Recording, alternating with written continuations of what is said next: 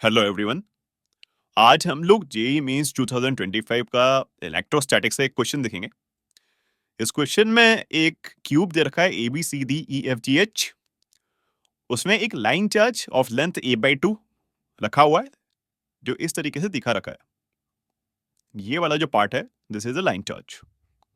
ठीक है, तो आपसे पूछा जा रहा है कि what is the total electric flux passing through all the faces of the cube. मतलब अपन को क्यूब से, इस एक क्यूब से नेट फ्लक्स निकालना है। तो देखो, इसको सॉल्व करने के लिए हमें गॉस लॉ का यूज करना पड़ेगा, और गॉस लॉ में भी सिमेट्री का यूज करना पड़ेगा।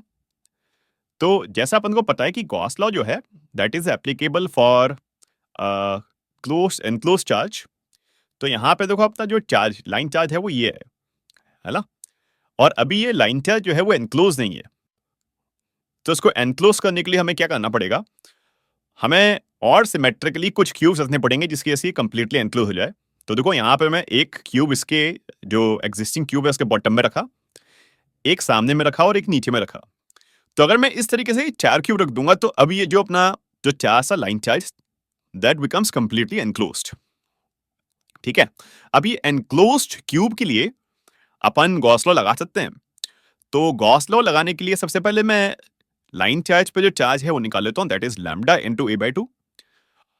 अब क्या करेंगे, जो टोटल फ्लक्स होगा थ्रू टोटल सरफेस है 4 क्यूब का, तो फ्लक्स थ्रू 4 क्यूब्स, है ना, flux through 4 cubes will be q in by epsilon naught, that is equal to lambda a/2 epsilon naught. तो अगर एक क्यूब से निकालना होगा तो हमें 4 से डिवाइड करना पड़ेगा। तो flux through 1 cube will be lambda a/8 epsilon not. This is the final answer. Thank you.